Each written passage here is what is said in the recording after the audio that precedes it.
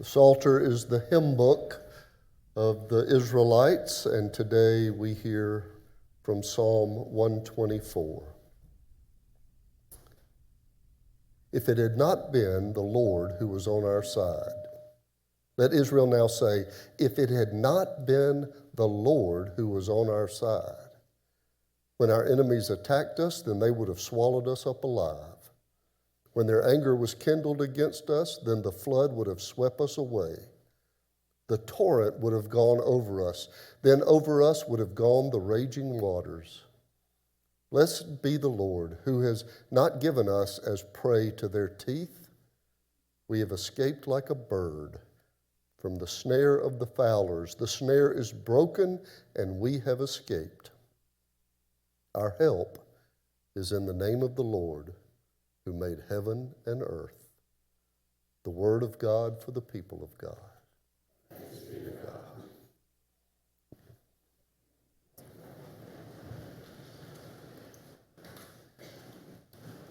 God. Usually when we talk about discipleship, we're talking about worship and study and prayer and service and the like. But this morning I want us to consider how our memories might also inform our discipleship. Now, of course, a lot of memories are completely involuntary. You look at a postcard or drive a stretch of road and something just pops in your mind. Hear a song on the radio, you think about a high school girlfriend. That never happens to me, but to some of y'all, it might. You know that the sense that is most tied to memory is smell. And certain smells will trigger things just completely involuntary. Fried okra, and I'm transported to my grandmother's house. I can't help it. And every time that scent gets in my nostril, I see the whole scene. My grandfather walking around with a little beanbag ashtray and his unfiltered Camel cigarettes. The Rambos singing gospel music on the console 8-track player. And then I think of another smell, his English leather cologne. And all of that just gets triggered without our trying to bring it up. Fried okra, I can't help it. That's where it's going to go. That just happens. But some memories we work on, we try to conjure up. Like, can I remember what third grade was like? Or the last time we went to Disney, my wedding, the first time I caught a fish. Sometimes we just sit and try to get the memories to come up. But some memories, and this is the focus of our time this morning, some remembering is the collective memory of our people. Have you noticed that all families, have an agreed upon family narrative? In other words, the family stories just get passed from generation to generation, and eventually they start to influence the way that family operates. For instance, families who tell hero stories often end up putting the pressure for more heroes in the family. You know, Granddaddy Funderburk came here from Germany, wife and 2 kids. Only 500 German marks in his pocket, and he started his own company, and it grew and it expanded. And you tell that over and over and over, and eventually the kids start thinking, well, I've got to do something. Other families pass along victim stories. My brother-in-law Mike was athletic director and head football coach for a tiny little school in the poorest county in South Carolina. His little 1A football program dressed out about 15 players.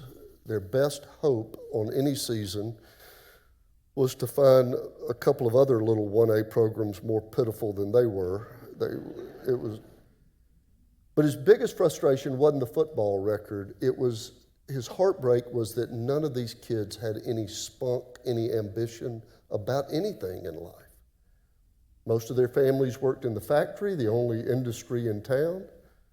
And the story they passed on is, this just is what it is. You'll work in the factory. Finish high school if you want to, but you don't need to. They teach algebra and history stuff you don't need. It'd be fine if you finish, but if you don't, it's because you'll be here in the factory. And Mike tried so hard to inspire these beautiful young lives. But the family narrative has power. The way the story gets told is so influential that it usually takes something huge to change the script for the next generation. And I'm convinced that one mark of mature discipleship is the way we choose to remember. Charlotte Lindy has written a book on this kind of memory titled Working the Past, Narrative and Institutional Memory. And she says that these stories that we tell over and over and over become a paradigm. They become an example to be followed by those who come behind. And paradigmatic stories have power. And our faith family, our faith tradition also has paradigmatic stories. It's part of the reason we get here every Sunday, to hear the same stories over and over and over, because those same stories told over and over begin to shape who we are. A wandering Aramean was my father. Now, on the first day of the week, Mary Magdalene came to the tomb early while it was still dark and saw that the stone had been taken away from the tomb. And Jesus said to her, "Neither do I condemn you. Go and sin no more." These stories, when we just tell them over and over and over, inside the faith family, they become paradigms for how we live. It's part of our discipleship. But have you ever considered that the Hebrews could have told their story any number of ways and it would have still been true? The Israelite people had a rough go of it. They were beaten up in Assyria over and over and over, enslaved by the Egyptians, long stretch of wilderness wandering, no address, no homeland, no security. War and aggression and slavery had been the way of life for them. So when the grandkids said, "Granddaddy, tell us a story. Tell us one of those stories that your granddaddy told you and that his granddaddy told him," they had choices about the way to tell it. One way they could have told it, and it would have been accurate, was just tell it as a story of woe and disappointment with God. My grandparents told me that their grandparents were homeless. Their grandparents told them that their grandparents were homeless too. And their grandparents told them that their grandparents were slaves. That's why our family's so angry. Why we don't expect anything to get any better, just the way it is. That's one way to go. Another way to go is nostalgia, which just idealizes everything that used to be, whether it really was that way or not. Churches do this all the time, right? You remember how it used to be? There are a lot of churches that are good at this. An idealized past, rose-colored glasses. So the ancients could have told their faith story like this. My grandparents told me stories about their grandparents who had a home. Oh, sure, they were slaves in Egypt, but Egypt was beautiful. They had a roof over their head, and our ancestors were part of this brave group of people who through their own cunning and bravery stood up to the Egyptian captors. In this dramatic and romantic story, they found this new land. But today it's not like that. Today it's this horrible oppression, and we share the land with others, and instability. But wow, back in the day. So one way they could have told the story was just romanticize it, stay back there, always looking back. Now this is a temptation for all of us all the time. Nostalgia. I remember when my pants fit. I mean, I remember when the chapel was so full, we had to build these parts because it wouldn't even hold it. I remember how it was before the kids moved away. I remember how it was back when Norman Rockwell was still doing magazine covers. Nostalgia is this way of romanticizing the past and staying there. You remember Archie Bunker singing, boy, the way Glenn Miller played. Songs like that made the hit parade. Guys like us, we had it made. Those were the days. I mean, the Israelites had any number of ways they could have told the story. But they chose a different way. This brings us to our psalm today. Our faith story took a different path. They didn't tell hopeless stories of woe. Oh, we were so beaten up and victimized and marginalized. Guess it'll always be that way. They didn't tell stories of nostalgia back when things were so great. Instead, they told the story like this. God delivers. Whatever we've been through, God has delivered us out. And let us give thanks to God. And they didn't whitewash it. They didn't act like there weren't hard times. Yeah, we've seen hardship. God delivered. Remember Egyptian slavery? God delivered us from that. Remember, we wandered as a homeless people for 40 years. God delivered us. You remember, we were promised a land flowing with milk and honey, and God delivered. Hear part of our psalm again. If it had not been the Lord who was on our side, let Israel now say, if it had not been the Lord who was on our side, when our enemies attacked us, then they would have swallowed us up alive. When their anger was kindled against us, then the flood would have swept us away. The torrent would have gone over us. Then over us would have gone the raging waters. Blessed be the Lord. You see, this kind of purposeful remembering, focused on the redeeming power of God, gives us the courage to step into an uncertain future, buoyed by the never-failing hand of God. The difference between hope and despair is often found in the way we tell the family story. And somehow, our ancestors in this faith family decided to remember inside of their hope.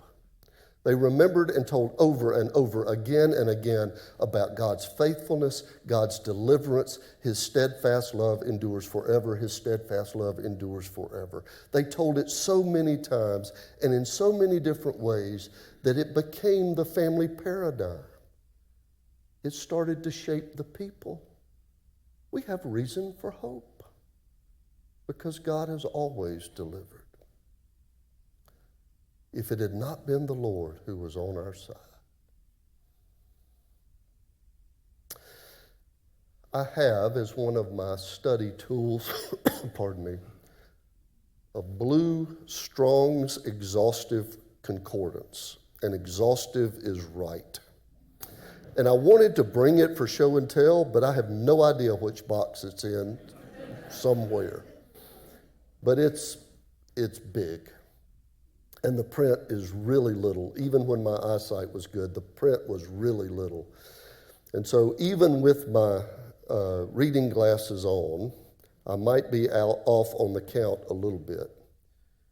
But I counted 268 times that some form of the word remember shows up in our scriptures. 268 times. Our ancestors are yelling at us across the centuries, commanding us to remember and to shape our remembering in a way that tells the faithful story of God. Not stories of woe, not nostalgia, but remembering that produces a reservoir of reminders that we do not walk alone. Remembering is finding God's faithfulness back there so that we have the confidence to follow God that way. This kind of remembering also fosters gratitude. I mean, sit sometime, maybe this afternoon, and think through your story of how many times God has delivered and see if you don't grin a little bit while you do it. Focusing on the faithful acts of God that have delivered us to this day, you can't help but give thanks. If it had not been the Lord who was on our side. Most of you know the name Eddie Rickenbacker. He was a World War I fighting ace, Medal of Honor recipient. But his most harrowing experience was actually in World War II. It was October 1942. He had this frightening adventure. He was in a B-17 going to take a message over the South Pacific to General MacArthur when he got dangerously low on fuel, had to take his plane into the ocean, and for a month, he and that crew were stranded in the South Pacific. A month, fighting the sun, the sharks, worst of all, the starvation. It was only 8 days out when they had run out of rations. They'd eaten it all or had gotten ruined by the salt water. They're starving to death. And one Sunday, they were kind of calculating the days, and they thought this to be a Sunday. Captain Rickenbacker ordered another captain to lead a worship service, which included praise and prayers for deliverance. After the worship service, they're exhausted. They ain't got any strength for anything else. So most of them took a nap, including Rickenbacker. When a seagull landed on his head, hundreds of miles from anywhere, and a seagull lands on his head. And all the others who've got their one eye open are thinking the same thing. This is food. So Rickenbacker, it wakes him, and he realizes it too, and snatches the seagull, captures it, and they do. They live off of this one seagull, the meat, of course, but also they used the other parts for fishing, for bait, and they survived because a lone seagull hundreds of miles from land showed up, and they counted this a provision of God's grace. Well, Eddie Rickenbacker retired to the coast of Florida, and until his death in 1973, every Friday evening about sunset, he would walk all old and stooped over with a bucket of shrimp to feed the seagulls. It was his way of remembering and giving thanks that God delivered him. Those who remember the faithful deliverance of God have the courage to move into an uncertain future and the grace to be grateful in the present. Most of you know that Melissa and I are in an uncertain and wobbly place right now, but many of you are too. Many in this room have health fears, issues with family, addictions, adjusting to new physical limitations, family emotional pain, financial uncertainty, I don't know what. The chapel's in a transition following many friends who have chosen to follow a new path of community and worship. The future's uncertain. And for some of us, the future is trembling. But we're reminded that we are inheritors of a family story. And our ancestors in the faith told us over and over and over to remember faithfully. Remember that God has always delivered. God has never broken covenant. I want to tell that story over and over in my family. I want us to tell that story over and over in this family too. To retell and believe in the sure hand of God that has never broken covenant and has always, always delivered. If it had not been the Lord who was on our side. Let Israel now say, if it had not been the Lord who was on our side. Our help is in the name of the Lord who made heaven and earth. Thanks be to God.